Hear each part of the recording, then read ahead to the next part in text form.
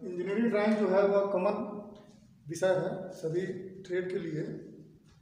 IT में जितने भी प्रचलित ट्रेड हैं, fitter, electrician, mechanic, diesel, welder, सबके लिए जो ये विषय है इंजीनियरिंग ड्राइंग वो कॉमन विषय है। प्रक्षेप के बारे में आप लोग जानते हैं। प्रोजेक्शन क्या है? प्रोजेक्शन जो वस्तु का चित्रीय स्वरूप होता है वही प्रोजेक्शन है। तो दो तरीके का है। यहाँ पे जो दिया गया वो आइसोमेट्रिक प्रोजेक्शन है और इसी को हम लोग फर्स्ट एंगल या थर्ड एंगल में ऑर्थोग्राफी बनाते हैं। आइसोमेट्रिक का मतलब ही होता है कि सम्मिलित होता है। जो तीनों आपके व्यू होते हैं ना, ये सम्मिलित होते हैं। जैसे कि टॉप, साइड, फ्रंट, तीनों व्यू सम्मिलित हैं। जब इसी आइसोमेट्रिक को हम अलग अलग तोड़ करके कोऑर्डिनेट के माध्यम से, जैसे यहाँ पे चतुर्थांश दिया गया है, इसको अंग्रेजी में क्या बोलते हैं? कोऑर्डिनेट। कोऑर्डिनेट में जब तोड़ करके बनाएंगे तो ऑर्थोग्राफिक प्रोजेक्शन कहलाएगा। अब यहाँ पे सिंबल से आपको प्रत्यक्ष रूप से पता चला है कि थर्ड एंगल्स का सिंबल है और इसी सिंबल में यह पता चला है कि कोऑर्डिनेट में आपका जो टॉप व्यू है, साइड व्यू है।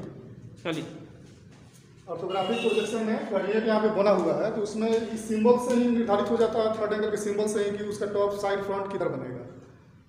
टॉप का पोजीशन है या वस्तु के कोऑर्डिनेट में दाएं तरफ में वस्तु का ये आपका टॉप व्यू बनेगा। फ्रंट व्यू टॉप के नीचे बनेगा थर्ड एंगल में, और हमेशा अगर फ्रंट दाएं है तो साइड उसका बाएं बनेगा। या फ्रंट से हम लोग शुरू करते हैं। फ्रंट होता है वही होता है आपके सामने। तो सामने जो व्यक्ति ऑब्जर्व कर रहा है, वस्तु को जैसे देख रहा है, तो फ्रंट उसका वस्तु का ऑब्जर्वेशन है। तो अगर फ्रंट हमारा दाएं बनेगा तो साइड बाएं बनेगा और फ्रंट के ऊपर टॉप बनता है। तो यह थर्ड एंगल प्रोजेक्शन का सिंबल के अनुसार पूरी तरीके से बात क्लियर हो गई। तो हम लोग फ्रंट स्टार्ट करते हैं। वस्तु का पूरी लंबाई 80 है और हाइट जो है वह 60 है। तो हम यहाँ पे वस्तु की पूरी लंबाई ले लेते हैं यहाँ 80, और यहाँ पे क्या करेंगे, जो उस वस्तु की हाइट है वह 60 है। 80 और 60 का एक बड़ा आयत बन गया। अब इसी आयत में जो भी वस्तु का स्ट्रक्चर है, कंस्ट्रक्शन है, वह इसी आयत में आकर के फिट होगा। हाइट क्या है? 60, पूरी लंबाई क्या है? 80 है। तो 80 और 60 का एक वस्तु मिल गया। अब इसी में जो भी कंस्ट्रक्शन बना हुआ है, कंस्ट्रक्शन यानी इस वस्तु का संरचना, रूपरेखा काट छांट करके वस्तु बना हुआ है, इसी आयत में आगे फिट होगा। तो यहाँ पे सामने से 5 mm का पट्टी दिखाई दे रहा है। हाइट में जब नीचे आएंगे 10 mm का पट्टी दिखाई दे रहा है। फिर उसके नीचे आएंगे 30 mm का एक पट्टी दिखाई दे रहा है, जिसमें आयताकार खांचा भी ग्रुप भी है। उसके बाद फिर आते हैं तो 10 mm का पट्टी है, और फिर जब आते हैं तो 5, 10, 30, 10 और 5, ये पट्टी स्पष्ट दिखाई दे रही है। जब सामने से हम देखेंगे वस्तु को तो ऐसे ही दिखाई देगा। तो 5 नीचे से कर लेते हैं, ऊपर से 5 कर लेंगे, फिर क्या करेंगे 10, ऊपर से एक पट्टी है, फिर 10 नीचे से, 5, 10 और बीच में जो बच गया ये 15, 15 कितना हो गया? 30 हो गया। और जो बीच में बच गया वो क्या है? 30। तो 60 की हाइट आ जा रही है, तो यह 30 हो गया। ठीक। अब वस्तु में जो अंदर की तरफ का भाग, ये जो कटिंग बना हुआ है दोनों साइड से, दोनों तरफ से नहीं कहें तो चारों तरफ से है। चारों तरफ से एक समान आकार का यू खांचा कटा हुआ है। यू शेप में दोनों तरफ से खांचा कटा हुआ है। तो अंदरूनी की तरफ वो कितना गया है वो हम चेक कर लेते हैं। 15, यानी चारों तरफ से 15।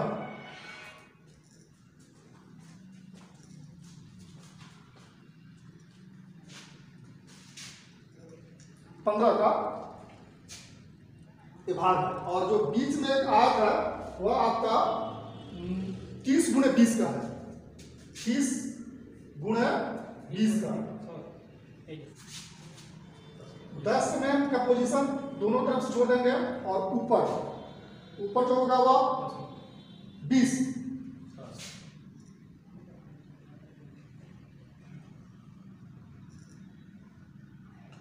यह आज जो है वो 20 × 30 का हो गया। तो चारों तरफ से इसका स्पेस छूट गया। इस लाइन की कोई जरूरत नहीं है। कंस्ट्रक्शन में आपको दिखाई भी नहीं देगा, तो ऐसे समझने के तरफ से बताया गया, लेकिन कंस्ट्रक्शन में वो नहीं है। हम क्या करेंगे, समझते हुए इस लाइन को मिटा देंगे। तो फ्रंट आपका क्लियर हो गया, फ्रंट क्लियर, ठीक है। अब फ्रंट, तो फ्रंट यहाँ पे क्लियर हो गया। उसके बाद में साइड व्यू आपका यहाँ पे दिखाया गया है। तो 5 और 35 40, ठीक है। और इसकी पूरी हाइट जो है वो कितनी है, 60। जैसे कि फ्रंट में भी आपका 60 है, तो 60 और 40 का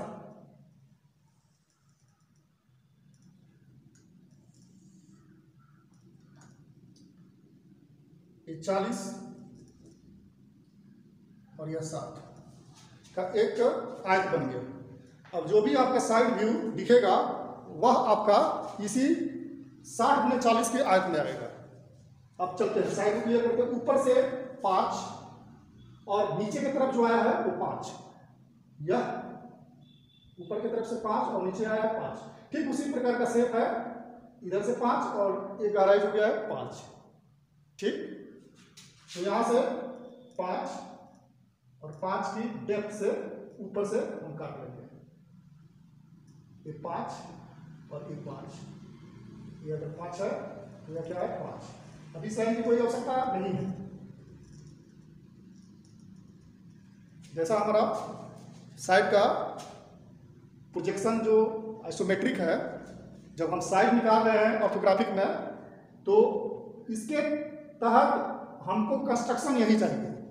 हम आयत पूरा लिए थे, फुलफिल लिए थे, लेकिन कंस्ट्रक्शन के हिसाब से ही ना साइड बनेगा। तो कंस्ट्रक्शन हमारा मिल गया, इसी के जैसा चाहिए।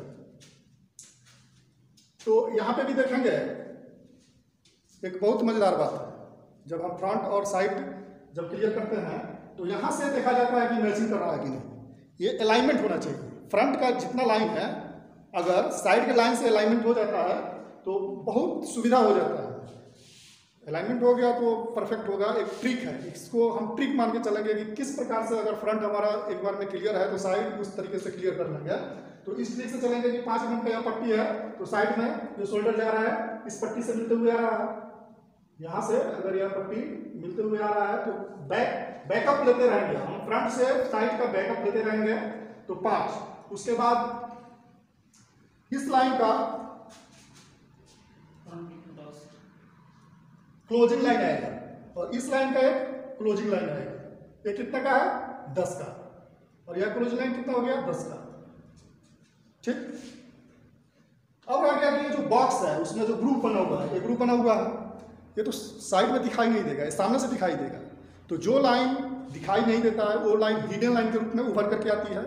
तो फ्रंट में दिखाई दे रहा है तो स्पष्टता एक 20×30 का आयत है, जबकि साइड में वह नहीं है, तो हम इसको हिडन लाइन के रूप में दर्शाएंगे।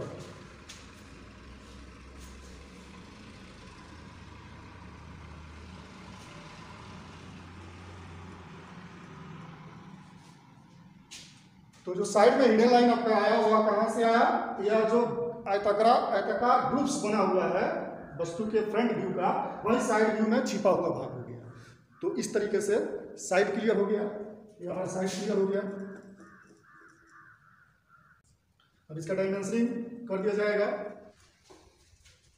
अब हम टॉप की बात करते हैं।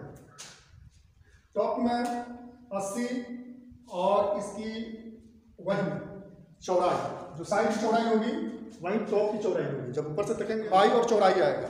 ऊपर से देखने से वस्तु और कितना हाइट है वो तो कैसे पता चलता है, तो पता चलता ही नहीं है। हाइट कम हो जाता है जिस तरीके से आपका साइड में लंबाई खत्म हो गया।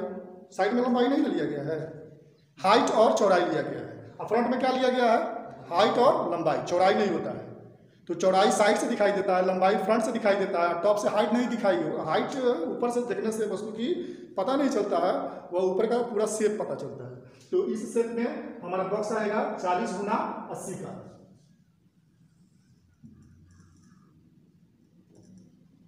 चालीस गुना 80 का एक आयताकार बॉक्स आ गया। अब इस लाइन की भी कोई आवश्यकता नहीं है। देखो कोऑर्डिनेट हम अपना फिक्स एक हिसाब लिया है कि वस्तु के टॉप साइड फ्रंट के बीच में जो गैप होता है वो एक निश्चित गैप होता है, 10 से 15 या 20 तक गैप होता है, वो हम लोग लिए हैं। तो कोऑर्डिनेट के हिसाब से अब हम टॉप को क्लियर करते हैं।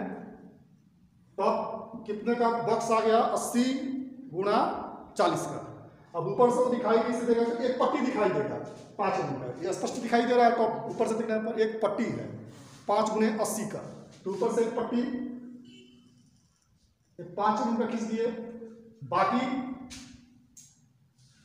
अब इसमें फ्रंट में आ जाइए, ऊपर से देखने में एक पूरा टर्न दो, एक छोटा 5 mm का पट्टी दिखाई दे रहा है और एक 35 mm का पट्टी दिखाई दे रहा है। क्लियर हो गया? अब कुछ और दिखाई दे रहा है क्या? दिखाई देगा जो आपका ग्रुप्स है, ये आयताकार फ्रंट में ग्रुप्स है ना, ये ग्रुप्स दिखाई देगा। लेकिन कैसे दिखाई देगा? तो हिडन लाइन के रूप में दिखाई देगा, हिडन लाइन के रूप में दिखाई देगा। यह दोनों शोल्डर और आयताकार भाग का यह अंदरूनी भाग। हाँ, ये ब्लैंक होल नहीं है, ये होल जो है आर पार है, ये बीच में कहीं जाके बंद नहीं है। ये जब होल गया तो पूरे मतलब चौड़ाई के काटते हुए गया है, तो पूरे चौड़ाई के आर पार में हो जाएगा, यानी कि यहाँ तक छिपा हुआ भाग दिखा रहा है। तो हमारे ड्राइंग कंप्लीट हो गया। थोड़ा सा जटिल है, लेकिन वीडियो को बारीकी से देखने के उपरांत अगर किसी भी प्रकार की इसमें कमी आपको दिखाई देती है तो कमेंट सेक्शन में जाकर के उसमें लिखिएगा। और फिर नए अगर कोई आपके मन में है या आपके पहुंच से बाहर है, उस क्वेश्चन को डालिएगा, उसको अगले वीडियो में आपको समझाया जाएगा।